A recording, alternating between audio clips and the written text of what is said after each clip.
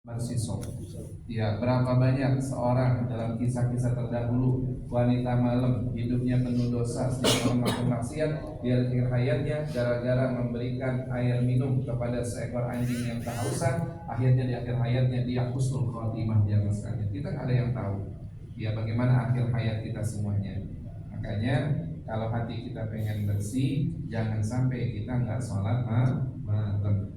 Sholat malam. Kalau sholat malam begini bapak-bapak dalam fikih, kalau sholat yang kita lakukan setelah bangun tidur, sholat apapun itu namanya, misalnya gini, bapak bangun tidur sholat witir, misal jam 3 bapak bangun, terus sholat taubat atau sholat hajat atau sholat tasbih, itu semuanya sholat-sholat sunnah yang kita lakukan setelah bangun tidur, itu disebut namanya sholat tahajud.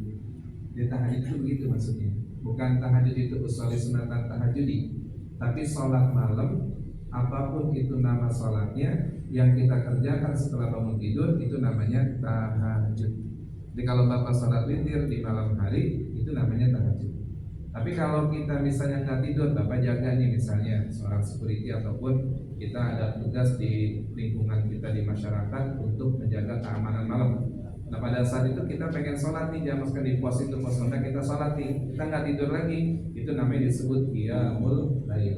Ya kalau qiyamul lail bukan sholat apa aja, kita jaga malam, kita nungguin istri yang sakit, kita jangan sekalian misalnya katakan kita melakukan kebaikan baca Quran di malam hari, kita nggak tidur, itu namanya disebut qiyamul lail. Tapi kalau tahajud khusus untuk nama sholat saja. Sholat sunnah apapun yang dikerjakan malam hari setelah bangun tidur itu namanya disebut sholat tahajud. Makanya kalau bisa bapak-bapak sebelum sholat subuh jangan ninggalin 2 rakaat sholat tahajud, karena itu adalah sebagai obat di dalam hidup kita atas hati yang rusak.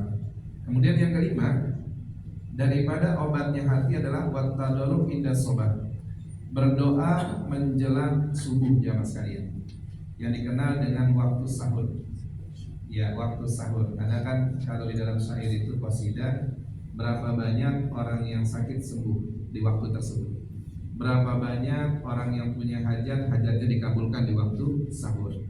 Makanya kalau kita ditanya, kenapa sih hikmahnya Rasulullah itu dilahirkannya di waktu menjelang sholat subuh?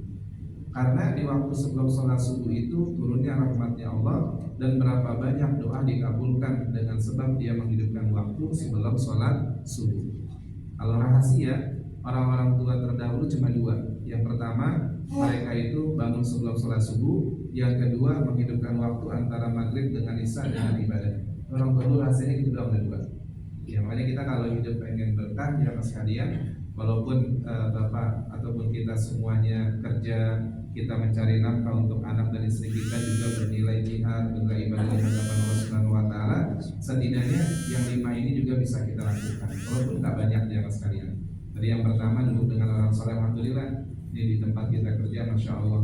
Sudah sekian lama kita duduk di majlis ini menjadi keberkahan bagi kita semuanya. Bapak tahu nggak salah satunya? Kalau kayak ditanya apa sih kerja yang berkah? Di tempat kerja sholat kita gampang, di tempat kerja ngaji kita gampang. Ini kalau bapak pengen tahu nih, di luar sana banyak banget orang yang ngarepin kayak gini posisinya. Karena berapa banyak teman-teman kita pada kerja itu buat sholat aja susah. Ya ngaji aja susah jamaah sekalian. Tapi kita alhamdulillah. Siapa yang ngasih di sini? Allah Subhanahu wa taala. Terus yang kedua apa? Baca Quran. Jadi tinggalin. Karena kan di HP banyak Quran sekarang. Mau 1 ayat kan tiap hari nggak apa-apa. Yang penting kita baca Al-Quran. Terus yang kedua tadi apalagi jamaah sekalian, kosongkan hati, bersihkan hati kita dari perkara-perkara yang